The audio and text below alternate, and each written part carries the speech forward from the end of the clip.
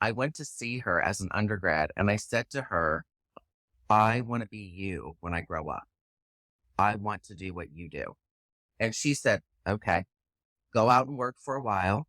In a couple of years, if you still want to do that, we'll have you come back here. And so I went out and I worked. And so I graduated. I moved to Chicago. I worked for the Gap the entire time. Then I went back to Bloomington 3 years later and I still worked for Gap. And then here's the surprise, the Gap paid for all of my master's program. So when people are like, why did you stay at the Gap for so long? It's because they paid for my master's degree. Mhm. And I worked with Dr. Rowohld. And this is the side note. I worked in the costume collection, the Sage costume collection for about 4 years of my life, just as for fun, just because I liked it. I sewed labels and hats for 4 years of my life. I will never sew another label and a hat again.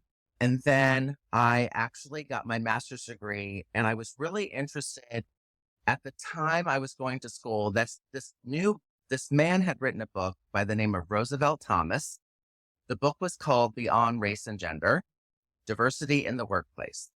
And I was so inspired by that book. And I actually met a professor at IU, Dr. Lois Wise, who taught a class called Diversity in the Workplace. And it was in the School of Public Policy. I took the class. We talked about diversity. She had some articles on the importance of diversity, but what really I love is we read Tony Hillerman novels about the Hillerman is an author. I think I said his name right. He writes mystery novels about a detective who works in the indigenous community, like murders and stuff that happen in the indigenous communities. And then we read Ursula Le Guin's Left Side of Darkness, and we read The Joy Luck Club. And we talked about those books from the perspective of other.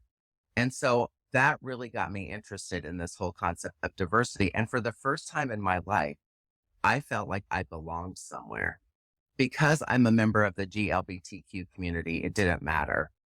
It didn't matter in this classroom setting for the first time with others in the room. So I did that and I went to Dr. Rold and I said, I really want to talk about public policy with merchandising and maybe do studies of how people dress at work. So that's what I ended up doing. And I worked with a very famous lady today. Going to reveal another mystery. I worked with Dr. Jana Hawley. She was my master's thesis advisor, who's now at UNT. She's the dean at UNT. So I worked with her. And then I finished my master's thesis and I'll never forget my mom came to school to see me graduate and Dr.